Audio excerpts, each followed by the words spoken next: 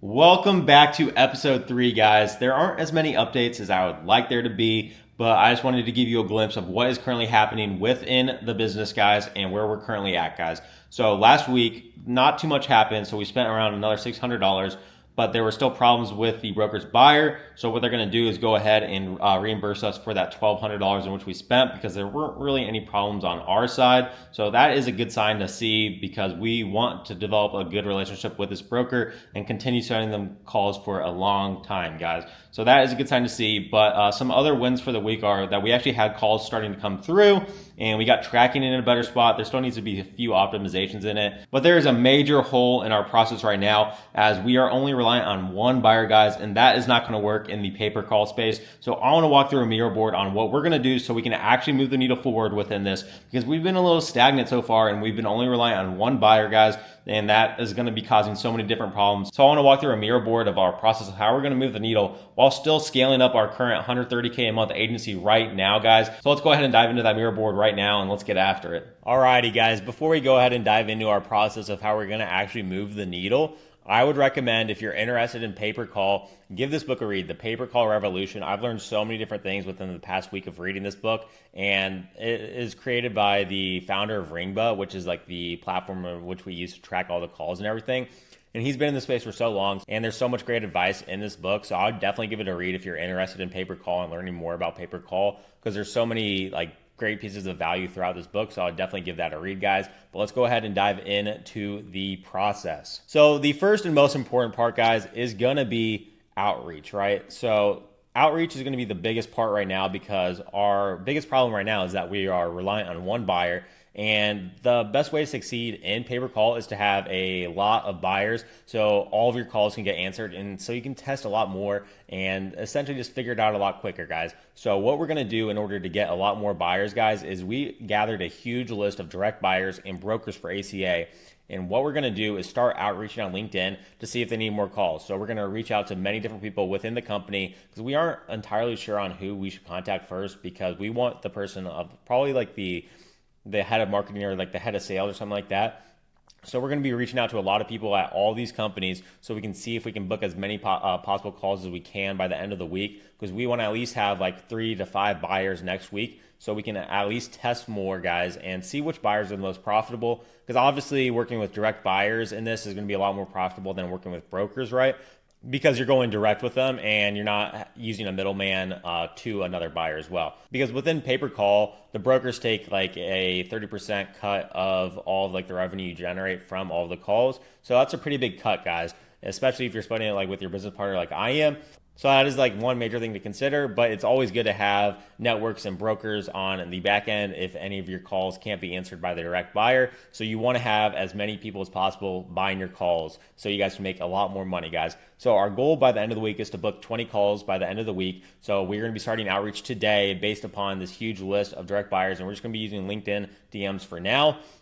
And the reason why we're sort of like not really doing Facebook ads right now is because I think when we advertise on Facebook for this, we won't get like the connections that we want for it, because a lot of the people filling out things on Facebook for like health insurance or like life insurance or anything like that are going to be a lot of like single agents, and we don't want single agents. We want the big buyers, guys. So that's why we're going to LinkedIn. We're doing LinkedIn outreach right now, and we're going to see how it goes. And if it doesn't go well, we'll let you guys know, so you guys can also do different forms of outreach as well. But we are starting with LinkedIn outreach, and that's going to be our biggest goal for the week, is to get more buyers, because that is our biggest hurdle right now, is that we're relying on one buyer, and because that one buyer is paused right now, we're not making any progress right now. So we need more buyers, and we need more buyers fast so we can send more calls and test more, guys. So that is going to be the outreach portion. And our second biggest thing is once we get more buyers, we can test more campaigns, right? So the biggest thing in testing more campaigns is we really need to figure out what language is the best and which language resonates the most with this audience. And the only way we can do that is by testing a bunch of different ads each day. And we can't do that unless we have a lot of different buyers, because if we just have one buyer, you can't test as much because they won't be able to answer all of your calls. So that's why we really need to get step 1 down, which is outreach and getting so many different buyers. And this works for like any different things. So even if you're just generating leads, you need more buyers so you guys can test more ads and send more leads to those buyers. It's the same thing in pay per call. So once we get our language cracked down, we're going to see which ads are bringing in the most calls. So we have our tracking down on Ringba side. It's not fully cracked down on Facebook side, but it is fully tracked down on Ringba side, so we can see where the calls are coming from. So once we have a lot more tests going out, we can see which ones are actually bringing in the most calls. And then after that, we need to review which buyers are converting the most at the highest rate and send more calls to them, guys. That's how we're going to make more money in this, is just by testing more and seeing which ones are bringing in the most calls and see which buyers are converting at the highest rate, so we can make more money, guys. So that's more about like testing the campaigns, guys. And now the third step, which is going to be really critical in us learning the niche and actually figuring out what ways in which we can make more money, is actually listening to the calls. And I learned this from the book that I mentioned above. And I actually learned this from the book above. And the biggest thing in all this is like to actually listen to the calls to make sure like what's going wrong, what's going well. And if you don't listen to the calls, you will have no way of knowing. And the software that we are using above called Ringba allows you to listen to all the call recordings that are happening between the consumer and the buyer, guys. So we'll actually be able to listen into the calls, see what's going wrong, and basically learn a lot faster than we would have if we had no tracking software and all of this and not being actually able to listen to the calls. So we were actually going to hire out for this at first, but we're going to do it for the first, I don't know how many calls, so we can learn the niche really well and we can actually see what's going on within all these calls, and we can make adjustments if needed. And we need to make sure like our ads are bringing in the right type of people. And then we also need to see why callers aren't converting. Is it the buyer or is it our ads? Because if it's the buyer and we keep sending them calls and they keep messing up on like converting the actual clients, or the calls aren't going the distance because of the buyer, then that's a big indicator that we need to send calls to a different buyer so we can make more money. Because at the end of the day, if a call is wasted, we can't just go back and like have another buyer call them back. We're not going to make money on that, right? So what we need to do is make sure that everything is really tracked down, and we need to be sending the calls to the right buyer. And that's going to be the biggest part in all this, is seeing which buyers are actually converting at the highest rate and making us the most money, guys. And another big thing I learned from the book above is that you need to be listening into the calls just to be sure that like the buyer isn't committing like callback fraud. So basically like where they would be like, oh, hey, sorry, I can't hear you.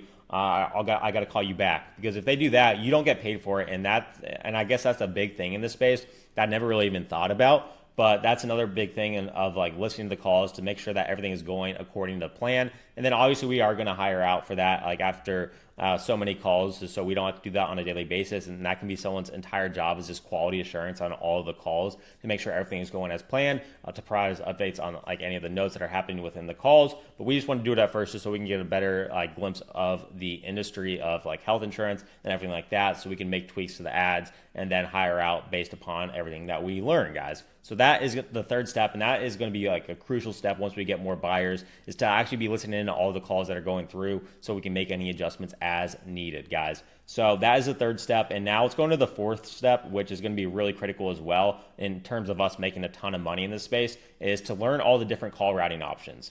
And once we get more and more buyers, call routing is going to be critical in us making as much money as possible. So different things that Ringbuck can do is like you can route based on zip code of the caller calling in.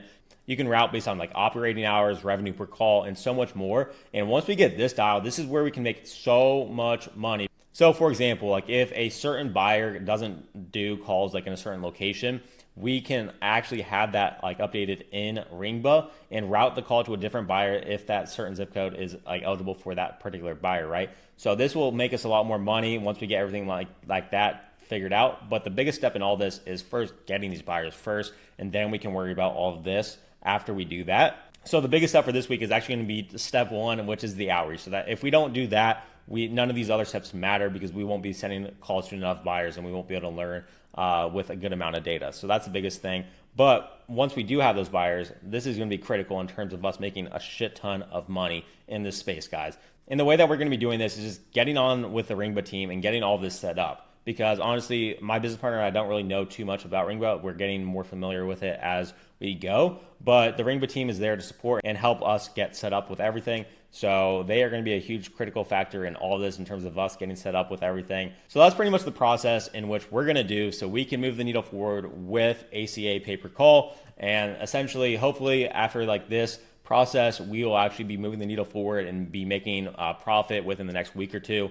But the biggest thing is that we know that we're not going to be profitable right at first, and we just have to like sort of eat it, and that's fine because there's so many people that won't eat the losses at the beginning, and majority of people do lose money in the beginning because you're testing out so many different things, you're figuring out which buyers are the best, and all of that, guys. So that's just a part of the game in pay-per-call, I think, and that weeds so many people out, and that's also why I love it. So yeah, guys, that is the process for how we're going to actually move the needle forward in ACA pay-per-call. So that's pretty much it for episode 3, guys. And I hope I have a lot better updates for you guys in the next episode so you guys can see us actually making profit. But there's no guarantees by the end of the week that we'll be profitable. It's most likely going to be in the next couple of weeks in which we're going to be actually really profitable once we actually find the direct buyers and everything like that. So that is episode 3, guys. I'll catch you guys back here for episode 4.